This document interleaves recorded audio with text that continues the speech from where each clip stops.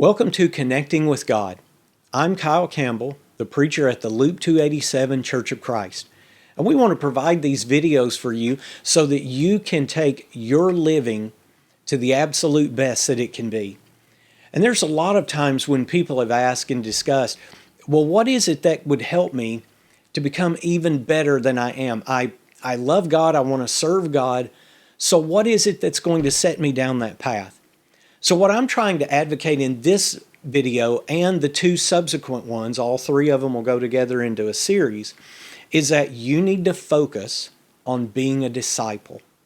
Now, a disciple in the New Testament was a learner, and it was a concept that was developed by Jesus himself.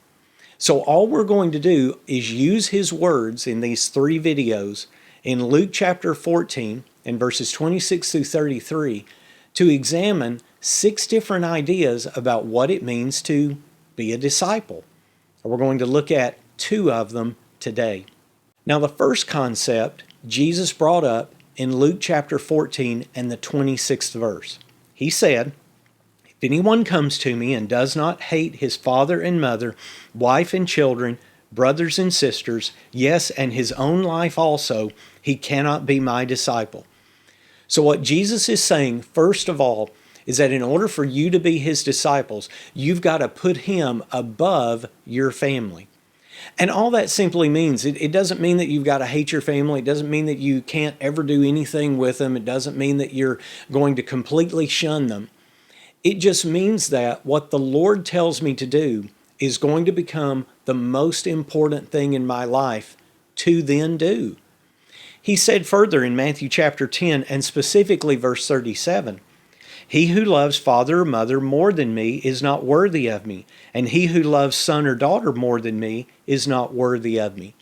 So see, when you put those two passages together, Luke 14 says to hate father and mother, but Matthew 10 explains that by saying, no, you just need to love me more. If you're not willing to love me beyond everyone else in your life, you're not worthy of me. And I think that's really the concept. First of all, before I ever do anything else to please God, I've got to decide it's his will that I'm going to do no matter what.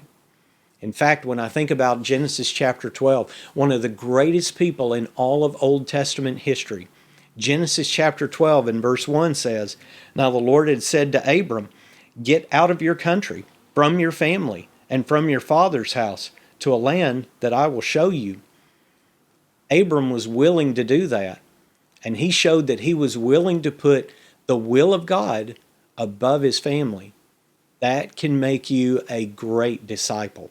The second concept is what Jesus says in Luke chapter 14, verse 26, is hating your life. Now let's read it again.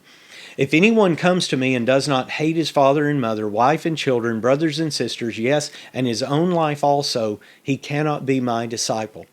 Now we just had talked about in the previous point about the concept of hating. It just simply means you've got to love something less. So while I love my family, I love being around them, I've got to love them less than I love the Lord. It's the same thing with my life. And what Jesus means with my life is that I've got to love all of my desires, all of my wants, all of my wishes less than I love him. Said another way, everything that God wants me to do is going to be of the most importance. It's going to be more important to me than my family. It's going to be more important to me than even what I want. Someone who has reached that level of existence, that level of commitment, and that level of devotion is someone who's going to really, truly be his disciple. In Matthew chapter 10, starting in verse 34, I'll read more context. We saw verse 37 just a moment ago, but let me give you a larger piece of context. So Matthew chapter 10, starting in verse 34 says, "Do not think that I came to bring peace on earth.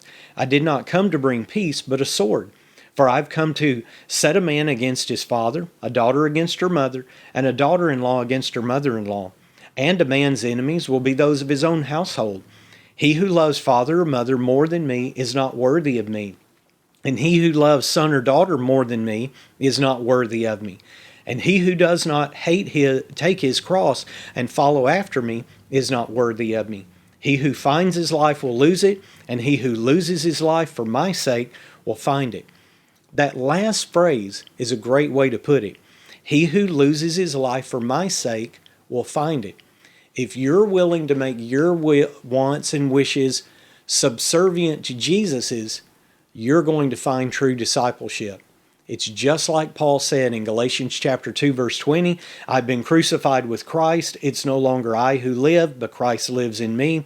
And the life which I now live in the flesh, I live by faith in the Son of God who loved me and gave himself for me.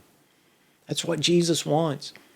Jesus wants you to love him above everyone else. He wants you to love him above your family. He even wants you to love him above your own self and what you want in life. If you'll do that, if you'll put him first, you can be his disciple. And more importantly, your life will begin to bear fruit. And that was really important to Jesus. In John chapter 15, in the 8th verse, the Lord said, by this my Father is glorified, that you bear much fruit, so you will be my disciples.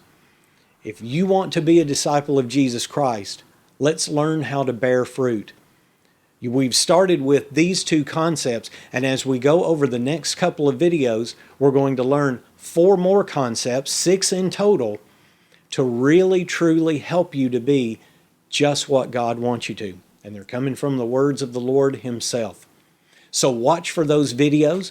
We want you to subscribe to our channel, like this video, and even add comments. Write us. Tell us what you would like for us to discuss, because we would love to hear from you. So we hope you have a wonderful day, and we'll see you next time.